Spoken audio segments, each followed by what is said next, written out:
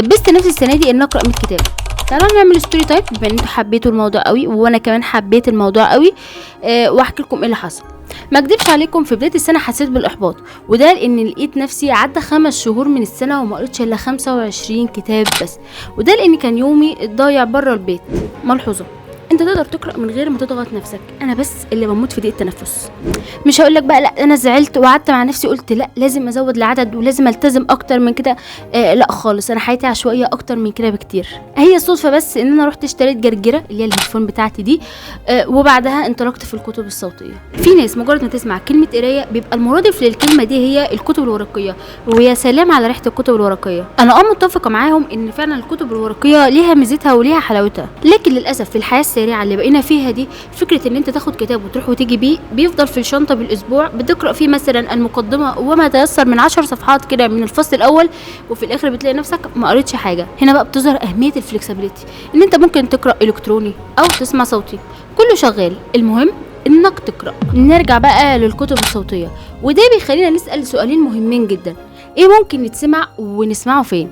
نجاوب على السؤال الاول ونقول هنسمع ايه؟ اسمع اي حاجه وكل حاجه، سواء كتاب او روايه، المهم تكون مهتم بالحاجه دي وحاببها. وطبعا صوت القارئ بيلعب دور مهم جدا، لان صوت القارئ والاسلوب اللي معمول بيه الكتاب الصوتي يا اما يحببك في كتاب ويخليك ممكن تسمعه مره واثنين وثلاثه، او يخليك قاعد وانت بتسمع تقول اخلصي بقى اخلصي بقى اخلصي بقى اخلص بقى.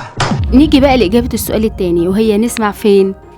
بص يا صديقي، المصادر كتير بس الفلوس هي اللي قليله، علشان كده انا دورت معاكم على المصادر المجانيه، ملناش غيرها الايام دي والله. المصدر الاول للحاجات المجانيه هو يوتيوب.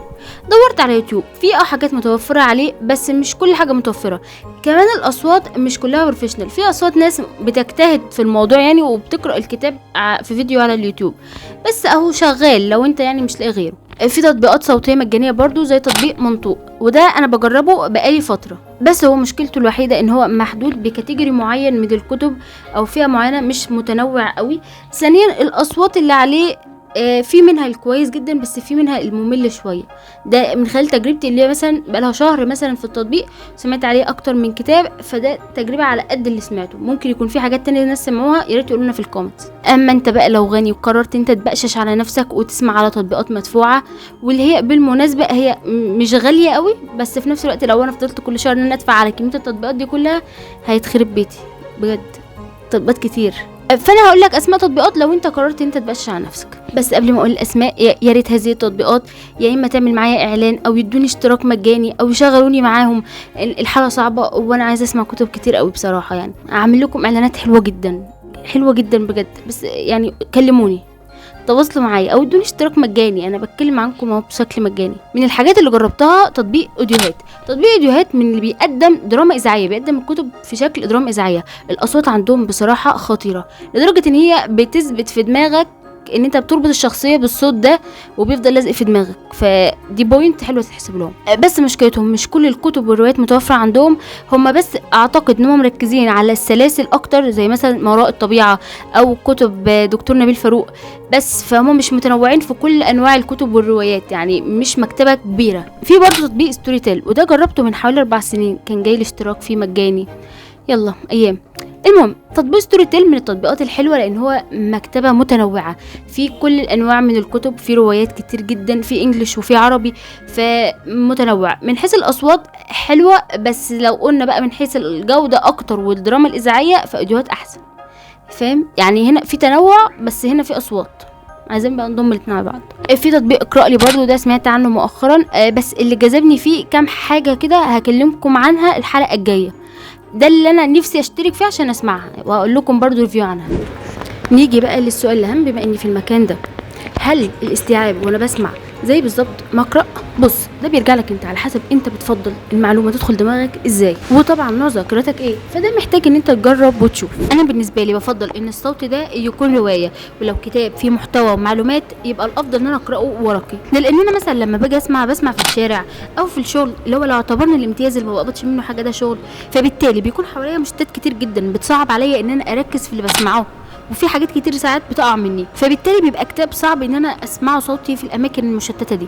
لكن لو انت في مكان هادي فسهل جدا ان انت تسمع وهتعرف تركز وتستوعب.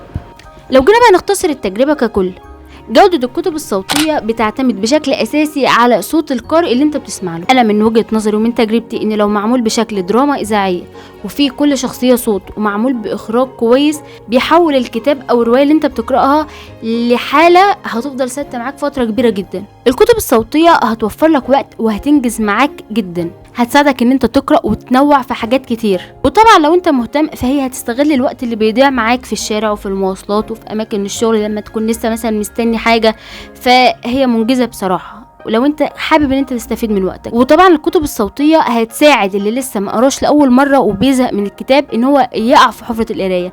هتسمع، هتحب، بعد كده هتبتدي ان انت تتجر في الاول جرجرتك خلاص، بس بعد كده تقع في الحفرة بقى وتبتدي تقرأ زينا. نيجي بقى للنقطة المهمة اللي هي التوفير المادي.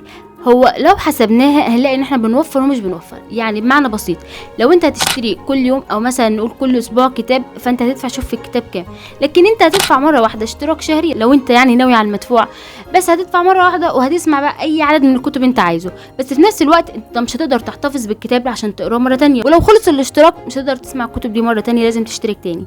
فانت اوزنها، شوف انت ايه اللي هيوفر معاك واعمله. يعني انا مش هفرض عليك رايي. وطبعا نضيف تاني، لو انت شخص ما بتحبش القرايه فالكتب الصوتيه هتشجعك وهوعدك بذلك. بص يا صديقي، الكتب الصوتيه قادره ان هي تدخلك في عالم انت لوحدك اللي فيه، هتعزلك عن العالم تماما، وهتكون انت شهريار والقارئ اللي بيقرا هو شهرزاد. بس مفيش توقف مع صياح الديك وطلوع الفجر. الله عليا بقول حكم والله، بس ما تغرش في نفسك كده، انت لا شهريار ولا حاجه، بنسمع كتب صوتيه وبس كده. وبمناسبة العوالم التانية، يبقى فكروني احكي لكم في ستوري تايم تانية عن عالم موازي دخلت فيه بقالي فترة ومش عارفة اطلع منه، حقيقي مش عارفة ومش عايزة صراحة. يعني انا عاجبني العالم الموازي اللي انا دخلته ده، واوعدكم هرعبكم. ما تنساش بقى تعمل لايك، شير، سبسكرايب، كل الحاجات الحلوه دي، علشان اعمل لك حلقات تانية فيها ستوري تايم وفيها تنوع، وهنخرج ونروح ونيجي. النهارده صورت لك بس في 3 اماكن، بعد كده ممكن يبقى في اماكن اكتر، بعد كده الله اعلم ربنا يرزق ونروح اماكن بقى ومكتبات وحتت جامده. فيعني لايك بقى والشير بتاعك والحاجات الحلوه دي. واخيرا جهز كتابك الصوتي، حط سماعتك واسمع، ومالكش دعوه باي حد، واعزل نفسك عن العالم، ما يستاهلوش ان انت تركز معاهم. سلام.